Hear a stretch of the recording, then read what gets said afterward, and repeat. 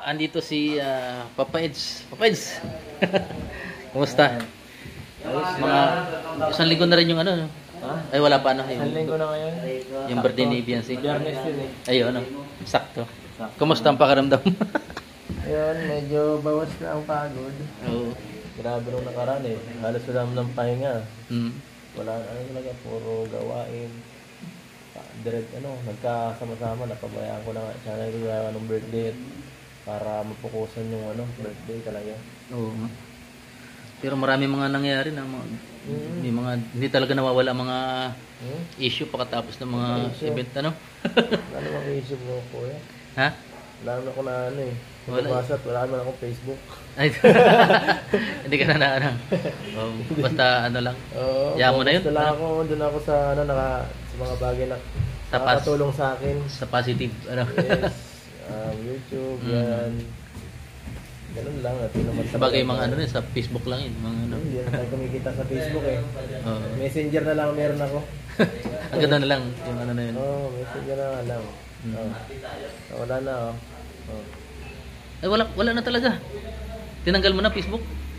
Puro mga pampaala lang yun. Distraction lang. Focus ako sa channel. Sa YouTube na lang talaga. Kaya wala na silang maano dyan. Ano? Wala na lang ako mabasa. Di naman ako nakapiktuhan. Para po sila na kung ano-ano. Bahala sila sa buhay nila. Yes. Focusan tayo sa ating mission dito. Kahit grabe. Habang matagal lalong nakakapagod. Pagod na sa mission tapos makakakita ka pa ng mga ganun. Ano? Okay na yun. Kumbaga, sabi nga, yung katulad ng ginawa mo, kung alin yung hindi importante, yun yung inano mo.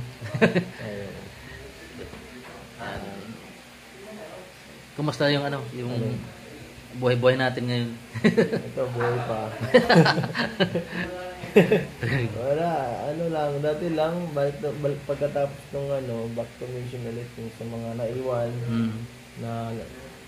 naiwan na tutulungan, yan, medyo na-late. Binalikan ko na agad pagkatapos. Yan, tuloy-tuloy naman tayo sa ating mga gawain. Pag-charity. Maigi nga hanggang ngayon, dire-diretso pa eh. Hindi masyado Medyo bumababa ngayon, pero expected naman yan eh. Hindi naman tayo lagi taas, baba. Ganun lang naman ang YouTube eh. Minsan may times na mababa. Huwag ka lang panghinaan pag nasa baba ka.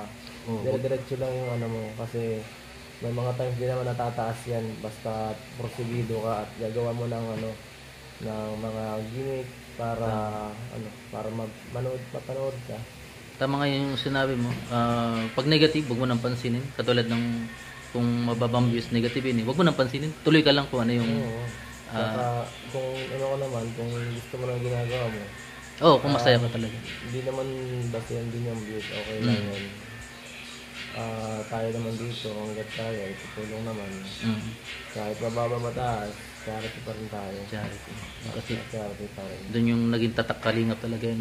Sa charity. Yung brand natin dito, yung pagtulong, hindi nila maano yun. Hindi na yun mawawagit. Hindi na mawawala yun. Yan ang kalingap eh. Ayan.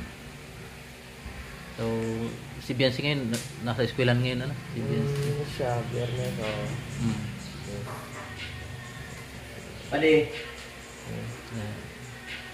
Go. Ayun, nasa tamang edad na siya. Tama na. Pero alam ko naman na priority pa rin talaga yung pag-aaral. Tamang edad, hindi naman bata pa rin naman siya kahit paano. Pero dalaga na yung Dalaga na siya sa ating kultura. Pero bata pa talaga siya. Pero bata pa siya kung titingnan talaga. Kaya dapat ma-guide na maayos. Kailangan pa rin ng guide, At kailangan pa niya matutunan siyempre mga bagay-bagay. Kailangan pa rin natin siyang turuan minsan. Kasi lalo ganyan sa ganyang edad, lalo pag nag-18 ka ganyan, mas lalo ka magiging magiging matapang kung ano-ano, pwede na akong ganito, pwede ako na ganyan. Magiging curious sa lahat ng bagay. Mas magiging curious sa mga bagay-bagay habang tumatanda. At yun ang dapat maiwasan na dapat mas ma-guide siya ngayon kasi baka ma-overwhelm siya sa mga ganyan. Mapasama sa mga ano. Siyempre pag college marami na yung Oo, mga- maraming. marami nang kung ano-ano dyan. Oo. Hindi kagaya pag high school na medyo ano pa, hindi pa ganun ka, ano, pag college talaga. Marami diyan. Kung ano, Pwede pang yayain siya sa mga fraternity o fraternity, sa mga gimikan. Mahirap yan, oo. Mahirap yun. kasi siyempre ikaw maging curious ka, matry ka, pero sana ano Sana hindi. mm, Sana hindi siya ano. kaya mo naman yun i-guide. Andiyan ka naman. Kung magpapag-guide siya, why na, ano. Ah. Pero sa ating maabot ng ating mga kaya, ginagawa naman natin yung part natin. Advice. May mga kasama naman tayo, ano niya naman yun, may mga tinutulungan ako na lagi na ano niya, kasama niya sa bahay. Ano, sana makinig siya sa kanila kasi pinapabantayan ko rin siya doon. Oo. Kasi para ano na, para sa kanya kapakanan din. Kumbaga hindi naman sa pagigpit yun, kumbaga para sa kanila yun. Pang ano lang yun. Kasi ganoon talaga eh, kung mahalaga sa'yo tayo, dapat ano eh, bantayan mo din. Siyempre, hindi mo pwedeng ano eh. May nadudulas ka. Mahal mo isang tao. Mahalaga. Mahal. Yun na yun, mahal. Parang ganoon na rin yun. Yun na yun. Pero ganoon talaga. Siyempre, kung ano ka, kung ano ka, maintindihan mo yun. Kung isa kang ano, tawag dito kung yung ganong pag ano medyo hindi mas strict. Pero pag ano yun, concern yun eh. Na ingatan mo yung mga taong halaga sa iyo.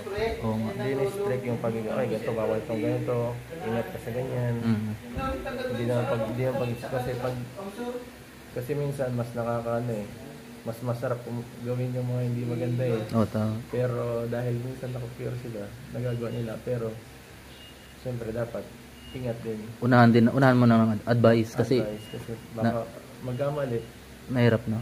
Kung ano ang mangyari. Yung pagkakamali kasi mahirap na rin ituwid minsan. Ano? Ay, oo. Yan. Sa atin dito, lalo na sa atin, nasa social media tayo. Isang mintis mo lang, pwedeng masira mo. Yun nga eh. Buong karir mo. Sa Alam mo yan, kuya, alam mo yan. Oo. sa Kuya.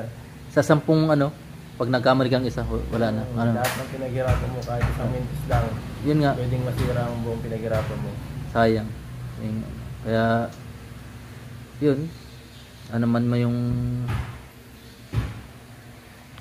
bagay ano naman eh, ang kapalaran naman ano naman yan eh, bilog ano, kumbaga kailangan mo rin bumawi pag mga Bawi ganyan. tayo palagi, babawi tayo. Kakambak tayo nga't mahina tayo. Kakambak tayo nito.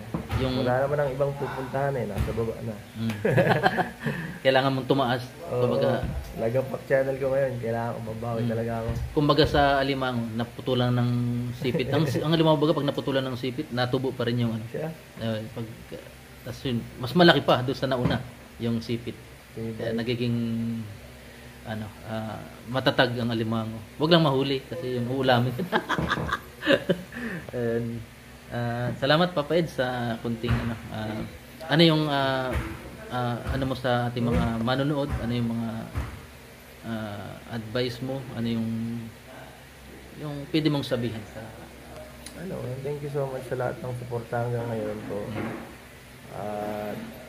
Ayan, matagal na tayong sa linya pero andyan pa rin kayo. Iba talaga ang suporta ng mga fans natin dito, guys. Kasi kung ibang content creator, mga 1 taon, 2 taon, napapaso na yan. Oo nga. Hindi ganun kadaling mag-maintain ng fan base. Pero kayo po, solid na solid. Kahit saan tayo dalahin, kahit sa TV pa yan, kung napanood nyo yung nakaraan sa TV, halos yung Kalingap, napakalakas ng views nung nanood ng Family Feud, grabe yun. Halos tayo lang isa sa pinakamalakas doon community na views sa channel nila. At yan, thank you so much po sa inyo. Wala po kami kung wala kayo. At gagawin po namin best namin para siyempre makatulong dito sa aming bahay, sa aming lugar, at siyempre mabigyan kayo ng magandang mga mapapanood pa. Thank you po. Salamat Papa Ed sa sa konting pa-unlock ng interview. Yan at maraming salamat. Yan. Wala pa rin pagbabago si Papa Ed. Napakabait pa rin. God bless.